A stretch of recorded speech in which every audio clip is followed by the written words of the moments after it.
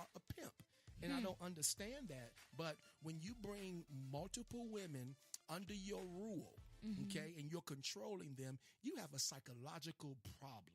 Right. And I believe that the things that he experienced in his youth, he never got healed from. And that's why it points to our topic, hurt people hurt people. Right. He couldn't do anything but perpetuate what was done to him. And you can tell that, because I think one of the most twisted things that I heard that really made the psychological link for me was, as a child, or as a teenager child, he was molested by a woman in his family. And these young girls said that when they arrived at the house, there was a woman that he trusted that was the quote unquote trainer. And he would introduce the young girls to this woman and say, she's going to teach you how to please me and how to please her. And, oh, you're a virgin, she's going to train you. And so I just think that made the link for me, because it's like, okay, this guy was abused by a woman, and now he's using this woman to sort of train these little girls sexually. Absolutely. So it's like, wow, like absolutely. Sheesh. And that's interesting. And Kevin, I know he was fading in and out, so he may be trying to reach us back. But did you find in your research that you were seeing a lot of those same types of patterns as you were talking to people years ago when you were trying to expose this behavior? Yeah, I just think that, I'm listening closely to what y'all are saying. I just think that we, community, have got to understand there's a couple of things. The external racism that really has destroyed us, as y'all were talking about. It's only different ways, and it's led to these kind of serious spiritual and emotional issues that get passed along like a family heirloom.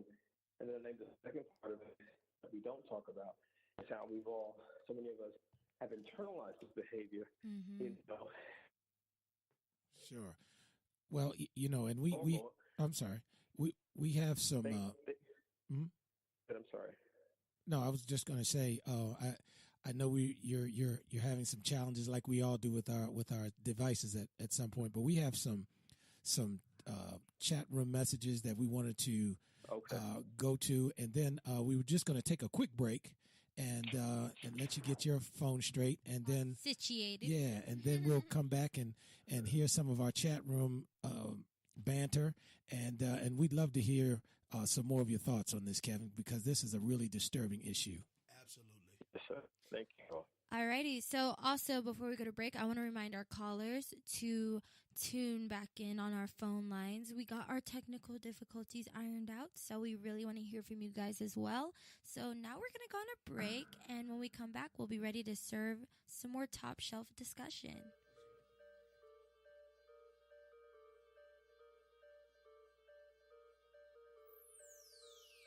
You're listening to Straight No Chaser. We'll be right back.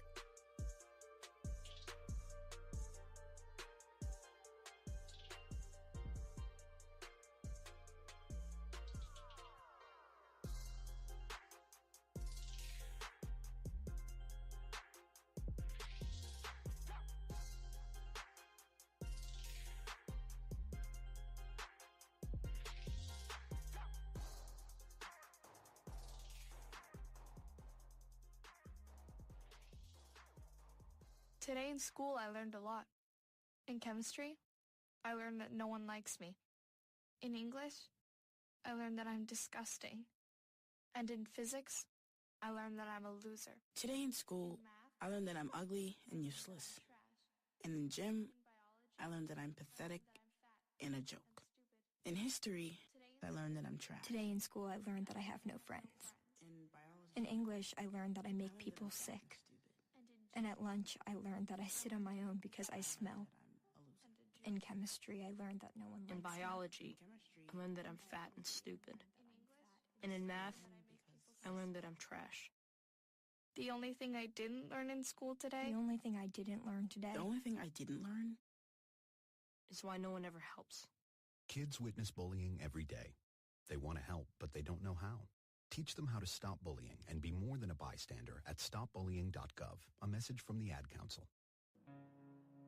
The path to happiness is not the easy one, but taking drugs will not make it easier. Many people got lost and end up losing their life to drugs. If you or anyone that you know is within that path, don't be afraid to seek for help. Visit www.adk.gov.my for information related to drug abuse. So, know your path. This message is brought to you by the National Anti-Drugs Agency. Where I wanted to quit, in the back of my mind, I told myself I have to quit. And just that day when I reached for that cigarette, I'll never forget it, with my son looking at me. And it was like a bolt of lightning hit me, where I finally realized the big picture of what year after year and cigarette after cigarette had done. And I said, that's it. I'm done. I quit. Took him a whole pack, brand new pack.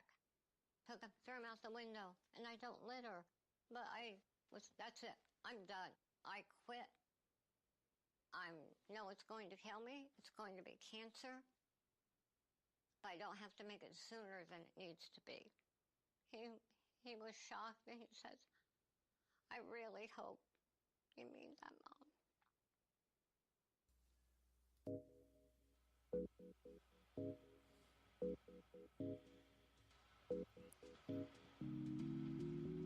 You're listening to Straight No Chaser. So let's get back to your girl MBZ, Pastor C, Thinbad, and the Chief.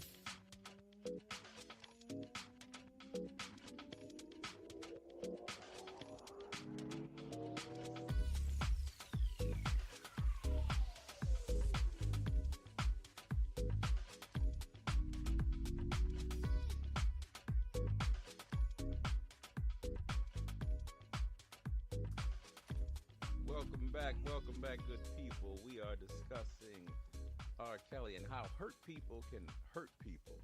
Let me remind the audience that you can call us at 702-425-7789 or chat live to share your thoughts. But joining us also is Kevin Powell, for those of you who are just coming on board, who's been with us.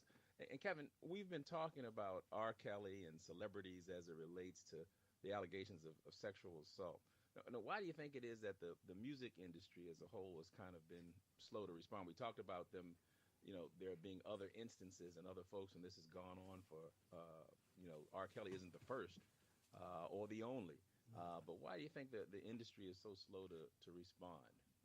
Well, I think it's everything that you all have been talking about. We all have been talking about the obsession with celebrity, with fame, what money does and what it represents as a form of power to control people. There's a lot of yes people, a lot of enablers in the industry.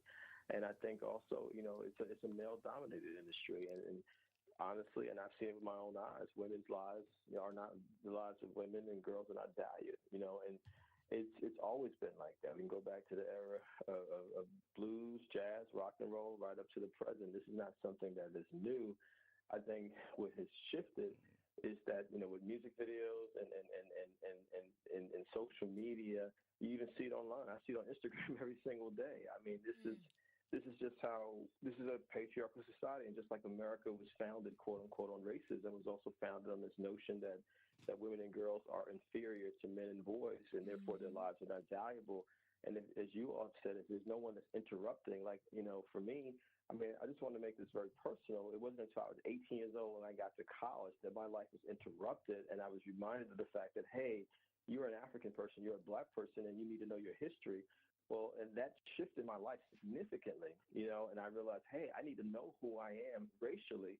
But no one ever interrupted my life for another 5 or 6 years and said, hey, young man, you need to think about your behavior vis-a-vis women and girls. No one ever did that. There was no conversations about that. And so I think that it's really, really important. And this is why I do the work that I do. We've got to talk about how we define manhood. That's really what I'm getting at. It's like, this is the question, because we can get stuck on R. Kelly, but this is symptomatic across the board, in our communities. And a lot of us will blame, as we talk about, well, what about the parents, or we'll blame girls and women, but I can't control anyone but myself. And so the question I ask myself every single day, how am I relating to women and girls? Do I treat them with respect and honor and dignity, and as equals, or am I participating in a system that says that they are inferior, when that's actually the opposite of even what I saw growing up? Because in my community, it was my mother, my aunt, my grandmother. I didn't have a father. You know what I mean? And that's a whole other conversation again about slavery and the devastating effects of it from generation to generation. But, there's a reason why women like my mother, who's now 75 years old, still says to this day that men are no good. Well, where did she get that from? You know what I'm saying? And so it says that she has experienced things, not just in terms of racism, which she talks about all the time, but also a behavioral pattern of a lot of different types of men in the community that have given her pause to the point where she thinks none of us are any good. And so we need to think about that. And one of the things I'm clear about is that we have to redefine manhood, because it's not just R. Kelly. Yeah, that's good. Well, I want to also just share one of our thoughts or share some thoughts from our chatters. And the first one we have here is, I think awareness, intervention, and accountability are key. When you have been sexually abused, you're more likely to perpetuate that same behavior. As crazy as this may sound, a lot of times people don't see themselves as an abuser because of their experience, especially when they are abused by a family member or a loved one. Wow. Those same people are living with this secret and not receiving the help and intervention they need, and they perpetuate an ugly cycle. Mm-hmm. Wow. Yes. Absolutely. Yes. And that's Yes. exactly what happened in this situation. And I think that, one of the problems that we highlighted is also about how Black women are not really valued. Our young Black girls aren't really valued to the point where, it takes 20 years in a documentary for us to get some, credit, for us to get some notoriety. So Well, I think I kind of disagree with that. You think so?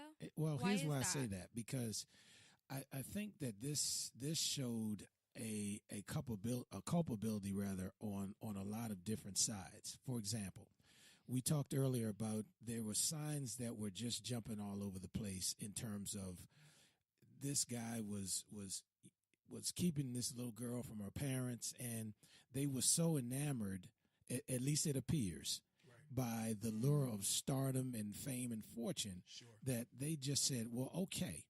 And that's ridiculous. Secondly, I know that Kevin was saying that as he was doing his research and making people aware of this, when he was in his awareness campaign, people were literally ready to curse him out and fight him and not believe this. Right. And this was within the community. Right. So I can't necessarily go with the fact that this was some kind of a black or white thing. I think that there were so many dynamics that played into this nonsense that now you have all these young ladies, the old ones and the young ones, that are now scarred for life. Yeah. Because you can't tell me that you, as a parent, would just allow your daughter to just go with anyone. You haven't met them. You've never talked to them. You don't have any background information. Just because R. Kelly's people said, hey, I'm going to put you with Mr. Jones or Miss Jones, and she's going to be okay. You're like, okay, that's good. And now you're wondering why you can't find your daughter. I mean, that's true. But at the same time, if Aaliyah was white, that would have been a different story. And if the girl in the tape was white, that would have been a different story. I mean, but you look at Woody Allen. Woody Allen was alleged to have done all kinds of things, and nothing never came of that. You look at Michael Jackson. For years, there were allegations that Michael Jackson was alleged to have abused black and white kids, and nothing really came of that until years later. And the same pattern. When the allegations come forward, I write a check, it goes away. And so it's just, to me, I think that there were so many people that were just enamored with money and fame and power. Absolutely. That I'm willing to turn my head and allow my child to be hurt. But as a community, we are so enamored. Hey, man, step, side to side, and we're going to ignore that this